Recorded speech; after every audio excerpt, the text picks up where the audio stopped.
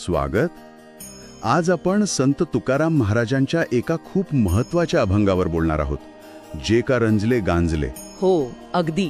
अनेकांना हा अभंग माहीत असतो, पण त्याचा खोल अर्थ आपण आज उलगडून पाहूया. बरोबर.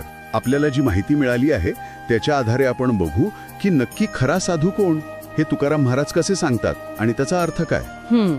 म्हणजे या अभंगातून ना तुकाराम महाराज साधू किंवा संतत्वाची एक खूप वेगळी, म्हणजे माणसाला केंद्रस्थानी ठेवणारी व्याख्या मांडतात. अच्छा. म्हणजे त्या काळात कर्मकांड, बाह्य गोष्टी यावर खूप जोर असायचा, पण महाराज म्हणतात की नाही, आतले गुण आणि तुमची कृती महत्वाची आहे. हो, ही दृष्टीच वेगळी आहे. एक प्रकारे क्रांतीच म्हटली पाहिजे. अगदी. तर मग त्याच मुद्द्यावरून पुढे जाऊया. त्या ओळी ज्या खूप महत्वाच्या आहेत. जे का रंजले गांजले त्यासी म्हणे जो आपुले, तोची साधू ओळखावा देव तेथीची जाणावा. यातून पारंपरिक कल्पनेला कसा छेद दिला जातो असं वाटतं. हो, म्हणजे बघा, इथे एकदम स्पष्ट सांगितलंय, समाजात जे लोक दुःखी आहेत, पीडित आहेत, ज्यांना त्रास होतोय, म्हणजे रंजले गांजले जे म्हटलं आहे ते. अगदी. तर त्यांच्या वेदनेशी जो एकरूप होतो, त्यांना असं आपलं मानतो, त्यांच्या मदतीला जातो. हो, तोच खरा साधू आहे. आणि महत्वाचं काय, तर देव कुठे दुसरीकडे नाहीये. अच्छा. तो अशा कृतीमध्ये आहे, अशा माणसांमध्ये आहे. देव तेथेचे जाणावा. म्हणजे देवळात जाऊन पूजा करणं किंवा फक्त ध्यान लावणं यापेक्षाही. हो, यापेक्षा प्रत्यक्ष दुसऱ्याच्या कामी येणं, दुसऱ्याचं दुःख समजून घेणं, याला त्यांनी देवत्वाच्या पातळीवर नेलंय. खरंय. हा विचारच खूप वेगळा आहे आणि बरोबर, इथेच खरी गंमत आहे. हो ना. आणि हे फक्त बोलणं नाहीये, म्हणजे केवळ तात्विक चर्चा नाहीये. बरोबर. ही सक्रिय करुणा आहे. ऍक्शनेबल कंपॅशन म्हणू शकतो आपण.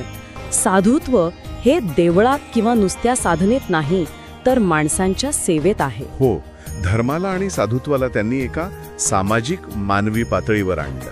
अगदी. आपल्या माहितीत एक छान उदाहरण पण आहे. रस्त्यावर कुणी भुकेला माणूस दिसला तर अनेक जण बघून निघून जातात कदाचित, पण जो थांबतो, त्याला काहीतरी देतो, त्याची चौकशी करतो, आपुलकी दाखवतो, बरोबर, त्याची व्यथा जाणतो. हो.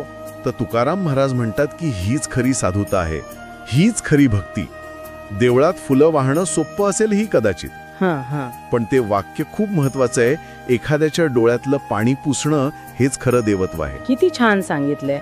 यातून सरळ सरळ करुणा, सेवा, समता ही मूल्य आपल्यापर्यंत पोहोचतात. बरोबर.